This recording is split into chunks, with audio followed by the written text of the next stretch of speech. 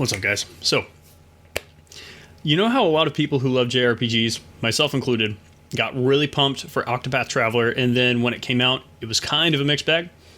Well, today we're going to be talking about Bravely Default, which is a game that's made by the same people, has similar vibes to Octopath Traveler, came out years before, and in my opinion, came out a superior game. So we're going to try and do this in just a few minutes.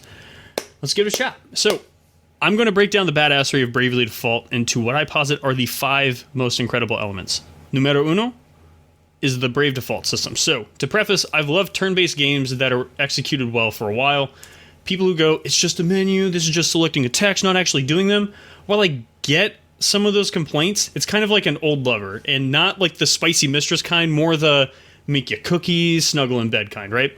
So, that soft spot aside, many complaints about the genre becoming stale, I do think are frequently merited. There's a lot of examples of the scroll to attack style gameplay being done in a way that hasn't really been modified or enhanced upon, with some notable exceptions. So, you might say, you just shouldn't make turn-based games, right? Bravely Default says, well, no, you fucking steer into that shit. How about instead of 1 turn, you get 4 turns, right? So, the basis of the system is, you can save your turn and load up damage for a crucial fight, or you can try and burn through an enemy quickly. So if you want to save up, it's called defaulting. If you want to go ham-fisted, it's called braving. So you guessed it, Bravely Default, you default and you brave stuff, right? So what happens if braving fails? You have to wait all of your turns that you've used if you didn't save up, okay? What that equates to is you get 4 turns of getting railed like a freaking train track. So, the feeling of risk and reward breathes a lot of life into this normal turn-based structure that a lot of JRPGs has. Takes the standard and does something cool and new with it. And I love that. That leads to part 2. You remember when Skyrim came out and its dynamic quest system, you know, the game would generate a million random side quests and you'd run around helping every single asshole with a bud crab or a bandit problem, right?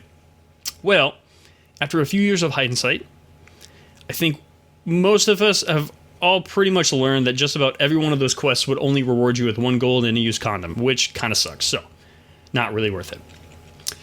So how does this relate to Bravely Default? Every single side quest in Bravely Default gives you a new class to play.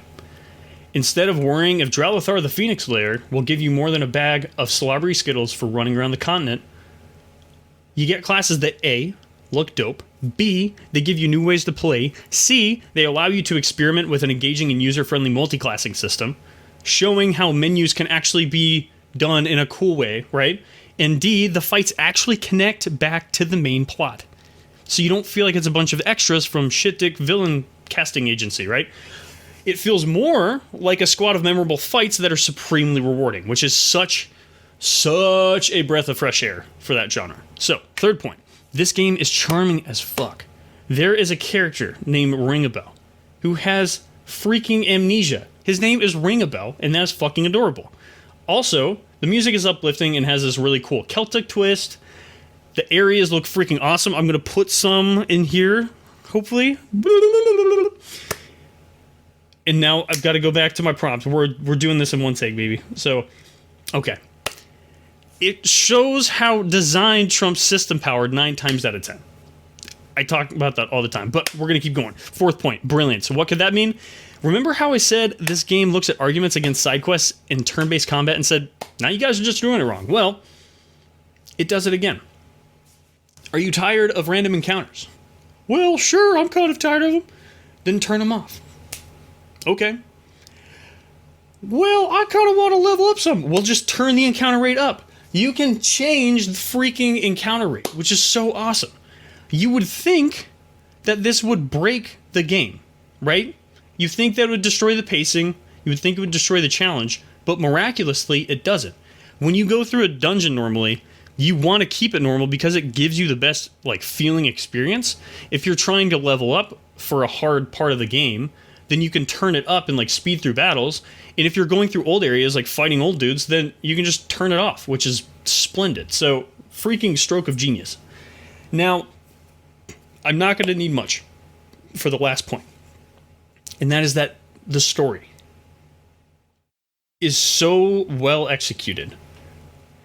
And I've never felt so proud and satisfied by a game's ability to challenge norms like Undertale. And if that seems vague, then, you should go play the game because it's really good.